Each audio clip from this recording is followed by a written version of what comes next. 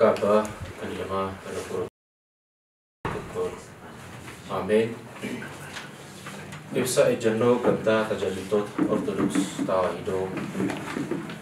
Akkuma beekamu manni Kiristaanaa Ortodoks Tawaahidoo bara 325 yookiin yaa'ii Niqiyaa booda manni Kiristaanaa Ortodoks Tawaahidoo Itoophiyaa rakkoo tajaajila ishee mudate hiikuuf Phaaphaasota biyya ishee muddachuudhaaf bu'aa bayii baay'ee keessa dabarteetti. Rakkooleen ishee muddatanii turanis tokkoffaa Phaaphaasota afaanii fi safuu uummataa hin beekneen tajaajilamu. Lammaffaan sagaleen Waaqayyoo haalaan uummata biraa gahuu dhabuu. Sadaffaan qabeenyi biyyaa kan akka warqee, ilkaan arbaa fi albuunni garaagaraa Gibsiidhaan yookaaniif Misiriin saamamuu. Afuraffaan manni Kiristaanaa Ortodoks Tawaahidoo Itoophiyaa Phaaphaasii mataa ishee lammii ishee keessaa muddachuu akka hin dandeenye taasisuu fi kan kana fakkaatanidha. Kana booda rakkoo ishee hiikachuuf bara 1921tti manni Kiristaanaa Ortodoks Tawaahidoo Itoophiyaa abboota aangoo Phaaphaasummaa fudhachuu danda'an gara Gibsiitti yookiin Misiriitti akka ergattee muddatte seenaan mana Kiristaanaa ni dubbata. Haa ta'u malee biyyi keenya Itoophiyaan sabaaf sablammoota afaan, aadaa fi eenyummaa mataa isaanii qaban 80 oltu jiru. Bu'uuruma kanaan manni Kiristaanaa Ortodoks Tawaahidoo Itoophiyaa sabaaf sablammoota keessaa walqixxummaadhaan abboota afaan, aadaa fi safuu uummataa beekanii fi kabajan hordofuun caasaa mana Kiristaanaa uummatatti dhiyaatu ijaarrachuu dadhabuun ishee rakkoo gurguddaan akka uumamu taasiseera. Rakkooleen kunneenis tokkoffaa tajaajiltoonni kaaba Itoophiyaa irraa dhufan afaan tokko qofaan tajaajiluu isaanii. Lammaffaa tajaajiltoonni kunneen afaan, aadaa fi safuu uummataa kan hin beekne fi kan hin kabajne ta'uu. Sadaffaa afaaniif aadaa naannoo isaanii uummatatti fe'uuf yaaluu isaanii. Afuraffaan tajaajiltoota uummata sana keessaa bakka buusuuf fedhii dhabuu. Shanaffaa wangeelli afaan sabni dhaga'uun lallabuu dhabuu. Jaaffaan sabaaf sablammoonni biyya keenyaas amantaa warra kaabaati jedhanii akka hadheessan taasisu. Rakkoolee armaan olii irraan kan ka'e hoolonni Waaqayyoo hedduun isaanii daandii amantaa irraa maqaniiru. Sababa kanaan akka naannoo Oromiyaatti rakkoo mana Kiristaanaa mudate kana hiikuudhaaf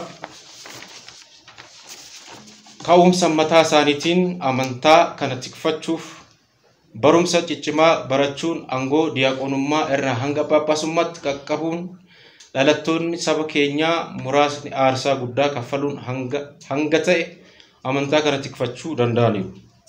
Nutis dhalootuma haala kanaan argamnedha. Haa ta'u malee qabsuura tajaajila hoolota Waaqayyoo fayyisu kana bulchiinsi mana Kiristaanaa keenya gaaffilee kana haalaan simachuurraa qeequu, mormuu, ija siyaasaan ilaaluu, dhaggeeffachuuf hubachuudhaan fedhii dhabuu ture. Kun immoo gaaffilee armaan gadii uumeera. Tokkoffaa lallabniif faarfannaan afaan Oromoon laatamuu akka qabu. Lammaffaan kitaabni qulqulluun afaan Oromootti akka hiikamu. Sadaffaan sirni qulqulleessaa yookaan sirni galatoon kitaabni garaagaraa akka hiikamu. Malaammaltummaa fi afuraffaan malaammaltummaa fi of tuulummaan mana qulqullummaa keessaa akka ba'u.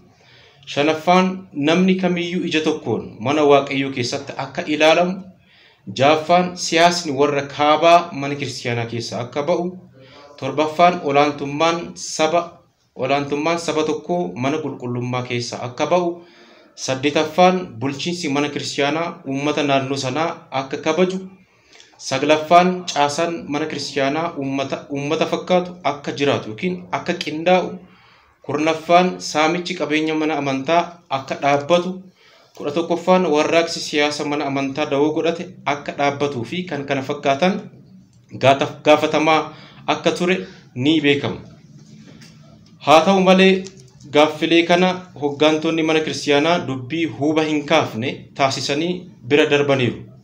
Dubbiin kun boodarra bubbuluun uummata dheekkamsiisee waldaalee qindeessisee tajaajiltoota kakaasee gaaffii cimaa boqonnaa lammaffaa qabate dhufe innis manni lubummaa nuuf haa ijaaramu kan jedhu ture.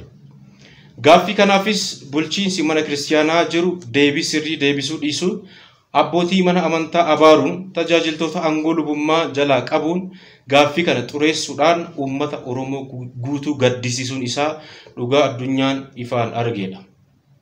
Dallansuun uummataa kun ammoo abbootii Phaaphaasota garaa hammeessuudhaan amajjii 14 jeeshan bara 2015 tarkaanfii cimaa fi addunyaa naasiseef saba Oromoo gammachiise kana fudhataniiru. Kunis saba keenya mara biratti milkii guddaa haa ta'u malee sirni bulchiinsa mana kiristaanaa yookaaniif sinodoosiin abaarsa suukkanneessaa abboota keenya irratti dabarseera.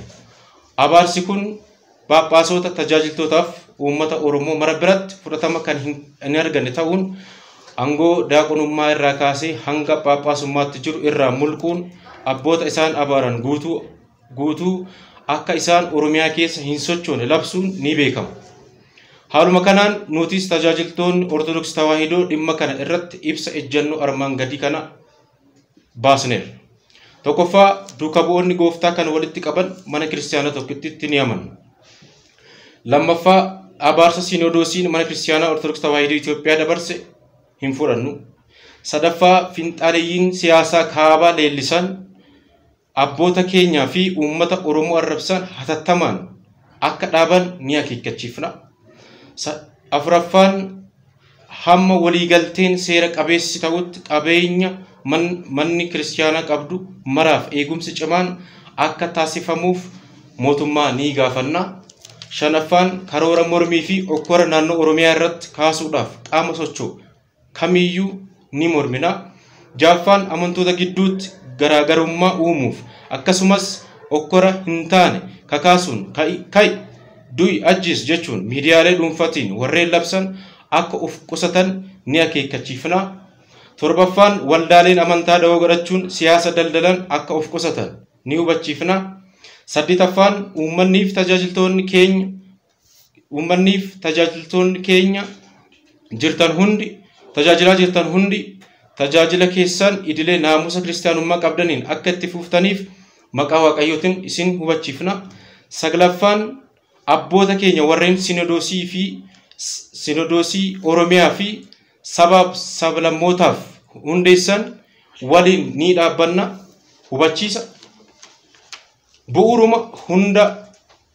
Bu'uuruma hundee amantaatiin nutis duuka bu'oonni gooftaa kana walitti qaban mana kiristaanaa tokkittitti ni amanna jedhuun sinodoosiin kana dura ture abboota keenyaa fi episkooposota muudaman simatanii caasaa tokkoon mana kiristaanaa akka gaggeessan ni galan.